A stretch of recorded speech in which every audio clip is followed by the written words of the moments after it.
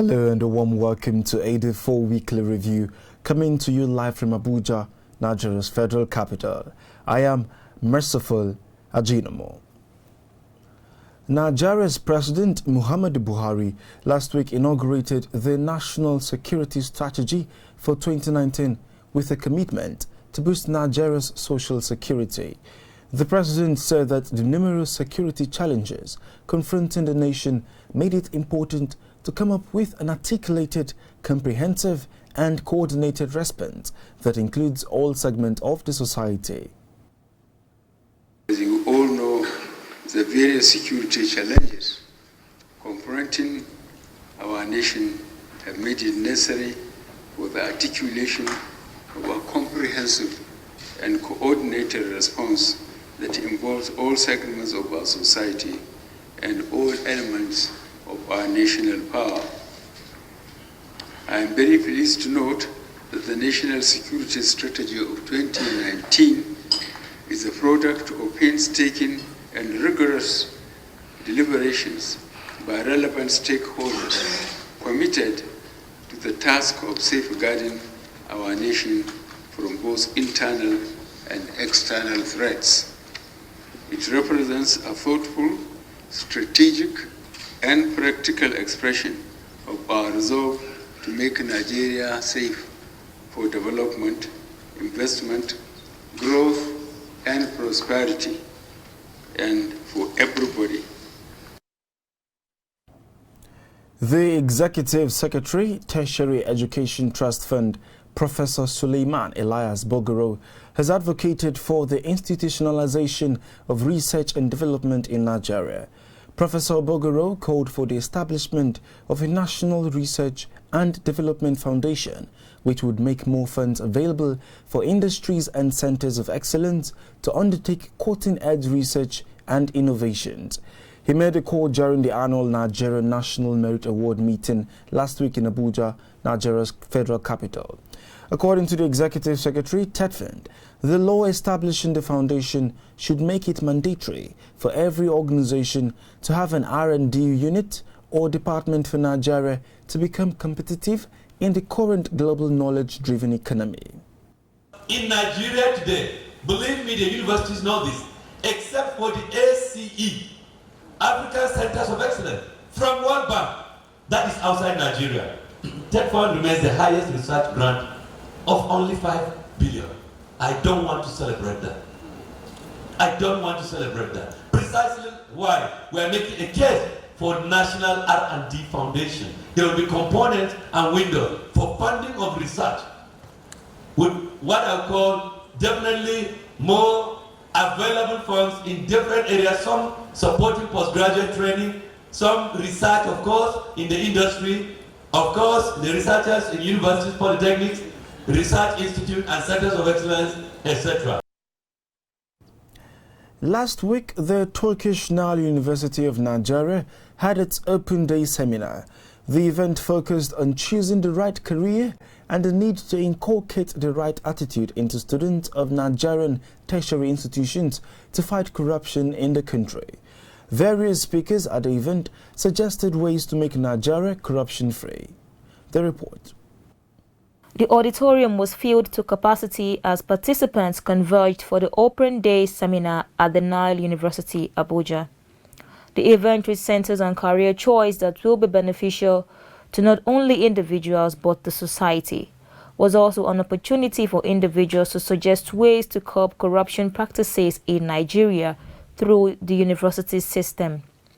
The seminar had a questions and answers segment where participants asked public office holders on the best way to fight corruption. Speaking at the event, the chairman of the Economic and Financial Crimes Commission (EFCC), Ibrahim Magu, who was represented by Dr. Aminu Gusau, said fighting corruption is not only for the government alone, but a fight of all. This is a time we have to all come to discuss issues that has to do with corruption, especially corruption in the universities. The secretary to the government of the Federation, Boss Mustafa, represented by Mr. Emmanuel Akisa, applauded the Nile University for the initiative, which he said is a welcome development. They've been able to express their minds, they've been able to express their views, they've given suggestions, candid suggestions. They've shared thoughts about how we can actually move our country and our nation forward. The Public Relations Officer of the Nile University of Nigeria, Ijoma Evelyn, spoke on the importance of this seminar. It was really a very, very interesting program today, because I'm sure anybody that was asked that participated in this program can tell you that they really gained a lot. They really got to know things they need to know about EFCC, things happening in Nigeria, the right channel which they could send their complaints and everything. And James, Ad4 TV Radio, Abuja. In different societies, some jobs are considered suitable for a particular gender. Auto mechanic is one job that is considered to be exclusively for men. In this report, Ad4 TV's Precious Anyogu spoke to an enterprising female mechanic, and this is her reaction. Self-empowerment basically means putting yourself in charge and taking over your life and affairs. And this can not only be achieved by setting goals, but also working towards achieving these set goals. Mrs. Joyce Adams, a wife, mother, and an entrepreneur who owns a mechanic workshop, is an individual who has proven that being a woman doesn't deprive you of achieving your dreams. Driven by passion right from the days I accompanied my father to the mechanic workshop, and the disappointment on the repair work done, I made up my mind to venture into the automotive industry with quality and credibility as my watchword. She talked about life as an entrepreneur, working as a female in a male-dominated field, and shared with us her dreams and aspirations. Sometimes when the customer calls us on phone and then they hear a female voice, they want to say, please, can you give the phone to a mechanic, as in a man that I can talk to? And I'll tell them, sir, I can talk to you. Please, what is the problem with your car? So by the time they start talking and I start asking them questions, then that is when they know that I really know what I'm doing. I grew up in a family where there is nothing like gender disparity. Everybody were treated equally irrespective of your gender. So I didn't see it as a big deal. Her employees and customers were not left out, as they also shared their experiences with us. There was a day a woman came and she was like, wow, you guys actually have like female mechanics here, and she wanted to take a picture of us because she had never seen that before. I was told the boss is a lady. I was like working with a lady. Hope it won't be a challenge. But when I get to know her, she's a friendly person. She's not just a boss, but she's someone that we understand what you want in the workshop, what you want for the company. I'm quite old with this workshop. I'm quite old. When it was male-female partnership was when I started here. But I saw the seriousness of the current owner of this garage. So when she broke off from the partnership, I continued with her. So for me, I guess I'm getting value for my money. Precious Anyogu, reporting for Ad4 TV Radio, Abuja. In Nigeria and some other African countries, men are regarded as the breadwinners, an assumption that has been proven incorrect. In this report, Ad4 TV Radio's correspondent reports on women who support their families through petty trade. Here in Nigeria, many families survive doing petty businesses. It is popularly believed that the men should do the more laborious work in order to fend for their families, while the women stay at home to carry out chores and cater to the needs of her children and husband. However, this is not always the case. Abigail and Teresa Patrick sells Bambara nut pudding, popularly called Okpa. Mrs. Patrick bakes an average of 1,500 naira daily. Her family depends on this money for its survival. I make 2,000. I use it for the school fees, the feeding, house rent, and other things. Abigail Ogo is another petty trader whose family depends on her sales each day to survive. Sometimes 2,000, sometimes 1,000. I'm not lazy. If they give me money, I will invest the money to save my children, to train them well. to give them, impart them a good knowledge, because it's their right, and there's no money. And my husband, they bought the keke the second week where they bought the keke, they collect it. Since that day, as if our life is dangling. So I want government to help me. The story is not so different for Mogaji Balkis. All of them know they school. Now only 3 days school, 3 they deny work because they find money also when they go school again. They should provide a little market for the ones who don't have money to pay for shop. Because if they provide a better place, we will not be running up and down. Sometimes we run into vehicles. So the government should help us. My fight for government say if our mekono or tanikanya, so we say money no day, we say work no day, they fit help us, they make grow. May God help us. 34-year-old Sanne Marin of Finland is set to become the world's youngest prime minister.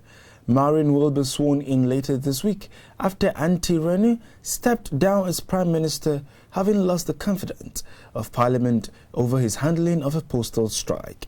Coming from a humble background, Marin is the first person in her family to get a university education. She rose quickly through the ranks of the Social Democrats Party, heading the seated administration in Tampere at the age of 27 and became a member of parliament in 2015. She has been Transport and Communications Minister since June 2019. Talking sport, a lot of people struggle to keep their weight in check as they get older. Ad4 TV Radio last week went to the popular Jabba Lake Park in Abuja, Nigeria, to check the fitness routine of residents. On a daily routine, some residents visit the Jabba Lake Park in Abuja for different reasons. Exercise is one of the many reasons why they derive joy in visiting this park. Some of them see it as a way of reducing stress. You know, when you are very heavy, it goes with a lot of complications. So I now developed the habit instead of taking drugs, you know. So, and then it became just a part of me, and I have to do it every single day. The benefits are so much. It's either I do this or I'll be on medication. I'm trying to avoid diabetes, high blood pressure, and all kinds of related physical challenges. It is also an opportunity to meet people and share ideas, while for others, it is to cut down the intake of prescribed drugs. And it's even, you know, it's an avenue for you to meet people, you know, joke, play around, and so many things. So you have to be fit. You have, no matter what, drugs won't help. You have to come out and work yourself out. I actually used to be about twice my size, and I realized I was getting too heavy and I needed to keep fit. Being fit is being healthy, and being healthy is wealth. For whatever reason that people decide to come out to exercise, health is wealth. As people work daily for survival, they should also not forget to keep their body fit. Veteran broadcaster and Nollywood actor Alhaji Sani Muazu last weekend paid a courtesy visit to Ad4 TV Radio to get a first-hand view of its content and programs. Veteran broadcaster and Nollywood actor Alhaji Sani Muazu, who is also a board member of Ad4 Communications Limited, expresses satisfaction with the modern facilities assembled at the station and commended its educational content.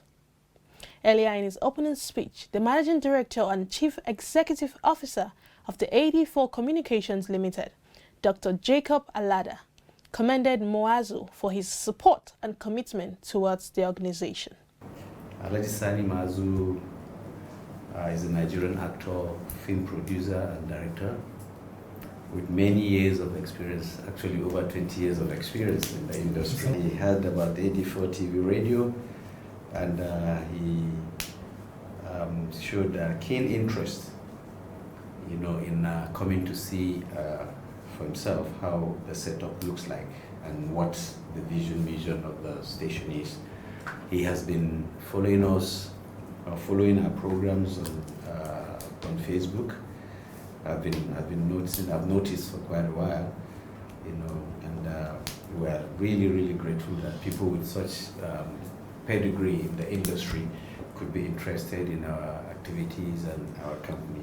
Malam Mustafa Jaji, Chairman, Ad4 Communications Limited, expresses excitement and welcomed him to the station. I was so excited. I was looking forward to seeing him today.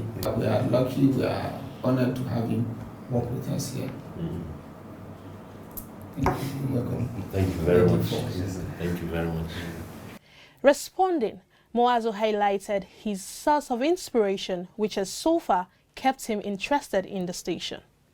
I took interest in this particular station from my foray into social media. What captured my interest was a jingle you did, you know, with a drone. And it was so fascinating because the drone today symbolizes, you know, digital technology. Gone were the days when, you know, we insist on helicopters to have bird eye view.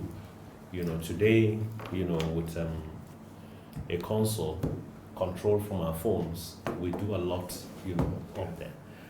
He also talked about the entertainment industry and how it has helped harness the potentials of Nigerian youths. This is an industry that makes you to be a creator of job, and you may even end up, you know, giving other people jobs.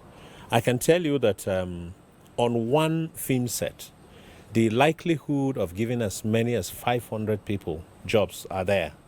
So somebody may not come with a letter of employment to say I've gotten employment, but I know I've worked with so many young people, you know, that have been empowered from some of our productions. And areas of specialization, you know, are many and they vary.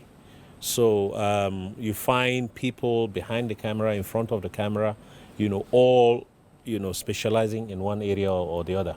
So yeah, many people, many young people have been empowered. At the end of the meeting, he was handed a souvenir. The Vice-Chancellor of the Federal University, Gashua, Yobe State, Nigeria, Professor Andrew Haruna, has been honored with an award of fellowship by the Linguistics Association of Nigeria. Professor Haruna was honored for his groundbreaking research and outstanding contributions to the field of linguistics. He is now a fellow of the Linguistics Association of Nigeria for his contributions to education in Yobe State. Professor Haruna was earlier this year banned as the Shatima Elemi, that is, the Ambassador of Knowledge, by the Emir of Tikawa, His Royal Highness Muhammadu Ibn Abubakar Shua. Professor Haruna will also later in the year be banned as the Kaigama of Akko by His Royal Highness Alhaji Dr. Umar Muhammad Atiku, the Lamido of Akko, Gombe State. Professor Andrew Haruna, who hails from Bauchi State, Nigeria, attended the University of Maiduguri, where he obtained a bachelor's degree in linguistics in 1981 before proceeding to the University of London, United Kingdom, where he bagged his master's degree and PhD in 1985 and 1990 respectively. He is also a renowned broadcaster, having worked in several broadcasting corporations within and outside Nigeria. The Society of Project Management and Development Professionals International recently conferred a fellowship award on Ilyasu Saidu Maisanda for his outstanding achievement in project management. The award was conferred on him at a ceremony held recently at the Transcorp Hilton Hotel, Abuja, Nigeria. Ilyasu Saidu Maisanda, a thoroughbred professional with experience spanning several years in academics and professional practice within and outside Nigeria, is a qualified mining engineer, chartered management accountant, certified forensic accountant, and a fellow of the Institute of Management. He studied mining engineering at the Camborne School of Mines in England and holds a master's degree in strategic business management at the Manchester Metropolitan University, United Kingdom. He has certificates in financial technology from Oxford University and digital transformation strategy from the Massachusetts Institute of Technology, Sloan. Maisanda, who is a public speaker, has delivered and published papers on financial technology. He He is currently the Financial Secretary of Icon United Kingdom District. He speaks 4 languages and is currently learning Spanish, Italian and Tagalog, and Austronesian language. That's it in Ad4 Weekly Review, coming to you live from Abuja, Nigeria's federal capital. You can join the conversation on our website at www.ad4tvradio.com. You can like and subscribe to our YouTube page at Ad4 TV Radio. Follow us on our social media handles at Ad4 TV Radio on Twitter, Facebook, LinkedIn and Instagram. Many thanks for watching. I am Merciful Ajinamo.